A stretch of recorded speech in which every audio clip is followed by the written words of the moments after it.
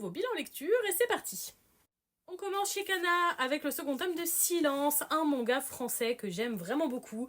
Je trouve la couverture particulièrement jolie, l'histoire est super originale et dans ce tome on a appris beaucoup de choses sur l'univers, ce qui était très agréable.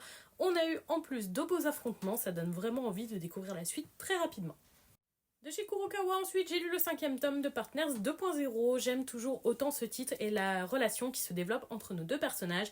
J'aimerais vraiment qu'il passe à la vitesse supérieure et que la romance fasse son apparition assez rapidement, sinon je crains la redondance. De chez Vega Dupuis, ensuite, j'ai lu le premier tome de Death Game. C'était un premier tome plutôt sympathique, mais surtout très introductif. On est effectivement sur un titre plutôt original. Malgré tout, je pense que j'ai besoin d'un second tome pour vraiment pouvoir juger correctement ce titre et savoir si je l'apprécie et si j'ai envie de le continuer ou si je préfère arrêter. Chez Kiyun, ensuite, j'ai lu le 15e tome du titre Les Liens du Sang. J'aime toujours autant ce titre qui est toujours aussi perturbant. Je suis aussi toujours autant déçue, malheureusement, que ces tomes se lisent si vite. J'ai mis 10 minutes pour lire celui-là. C'est une lecture très rapide. C'était un tome assez dérangeant, assez étrange, qui m'a fait me poser pas mal de questions.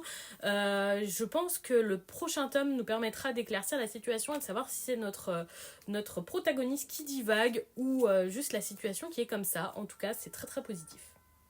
Et voilà pour ce bilan lecture, dites-moi si vous avez lu ces titres ou s'ils vous tentent.